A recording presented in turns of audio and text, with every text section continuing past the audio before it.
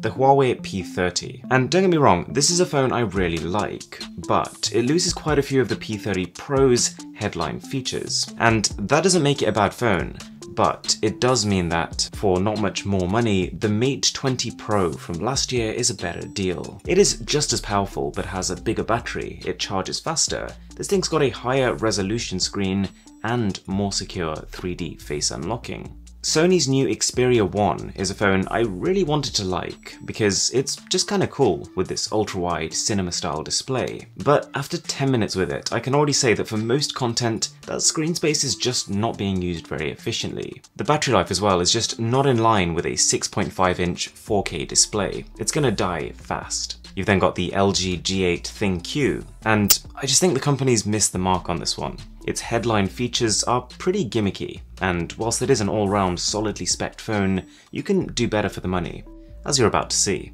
We've got the BlackBerry Key 2 over here, and there is a market for this phone, it's just very niche. They've built a device that runs on Android, but with a screen that's too small and too short to take advantage of it. Not to mention, the main selling point here is this physical keyboard, which will appeal to a very specific kind of consumer, but the vast majority now would benefit more from the conveniences of an adaptable virtual keyboard. And finally, the last phone that you might be tempted to buy but that you should probably avoid is the Galaxy Note 9. Don't get me wrong, I loved the Note 9 and it was a great phone when it released, but right now, unless you need that S Pen, the Galaxy S10 Plus improves in so many ways that it's tough to recommend its slower, bulkier cousin. And if you did want a cheaper Samsung alternative, then the Galaxy S9 Plus right now is cheaper and inherently much better value.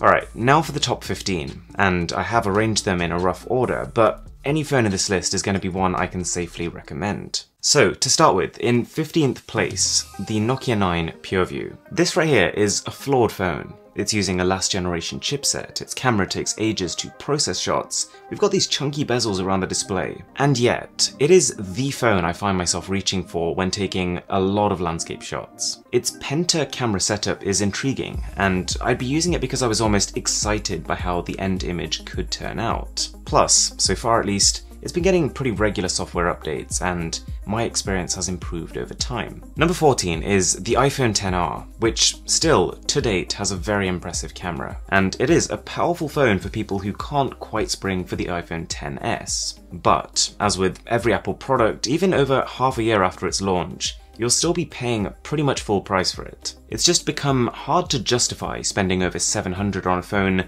with a screen like this, when alternatives are better than ever. I was super impressed by the Honor View 20. It looks distinguished, it's got a powerful chip, it's got a 48 megapixel camera, and price-wise it comes in a fair bit below most flagships. The only real downside is that the company has opted for a time-of-flight camera on the back, which is not a bad thing, but they've used it instead of what I would say are the more useful telephoto or ultra-wide lenses. The iPhone XS is still an impressive phone, and has aged a little better than the XR because of its slimmer bezels and higher quality display. It's also just straight up one of the fastest phones out there. You can feel quite confident when you play a game on this that it's going to run flawlessly. We've then got the iPhone XS Max, and I would honestly say if you can cope with the larger dimensions here, this is the better buy. The larger screen is better for films and TV, and the phone also lasts 10 to 15% longer on a charge.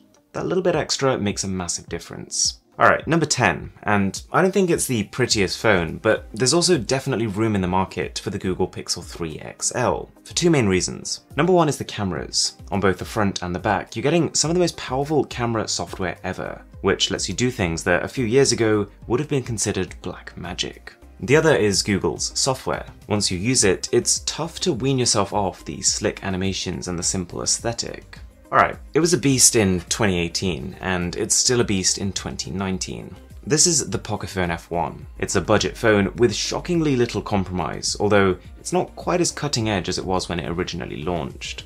OnePlus 6T is a blissfully slick experience for half the price of a top-end phone. The software is clean and bloat-free, and so your whole experience just feels light. I would say though, whilst you'll struggle to get it on the official website, if you can get hold of the older OnePlus 6 for less, that might be a better buy, because essentially same chip, same performance, but it's slimmer and lighter. The Huawei Mate 20 Pro, although it was released last year, is very much one of the company's current gen phones. All you need to do is to take one look at the phone spec sheet and you can see that it's still very much ahead of the curve, especially in terms of battery and charging speed. Also, the camera is a whole lot of fun to use here. Then we've got the Redmi Note 7 Pro, a budget phone, and you can tell it's not a flagship, but also there is very little to complain about. It's using the brand new Snapdragon 675 chip for very much upper mid-range performance, has a weighty 4000 mAh battery, and of course a 48 megapixel camera. It's really rather good. Alright, we're in the top 5, things are getting serious, and in 5th place we've actually got two joint phones. That's the Galaxy S10 and the Galaxy S10e. They're both amazing, but at the same time both for quite different consumers. The S10 is a little larger, it's targeted as a more premium offering, with more cameras, a curved display, and a bigger battery. But then the S10e is sold as the more practical variant. I like how it still has the stereo speakers and the display quality of its higher-end cousins, and that they've made sensible compromises, like switching the ultrasonic in-display fingerprint scanner to the still very fast side-mounted one. The Xiaomi Mi 9 is basically the cheapest full-scale 2019 flagship you can buy right now, and aside from a slightly underwhelming battery, it blew me away. For just under $500, you're looking at a Snapdragon 855 chip and a really good triple camera system. Xiaomi also added in fast charging and some of the fastest wireless charging we've ever seen. In 3rd place, we've got the Huawei P30 Pro. And this is a phone that truly excels in 3 key areas. You've got the camera zoom, you've got the camera at night, and you've got battery and charging. And by excel, I honestly mean it is so good it will constantly surprise you. At the same time though, it does have a couple of areas like its display and its speaker quality that are very forgettable.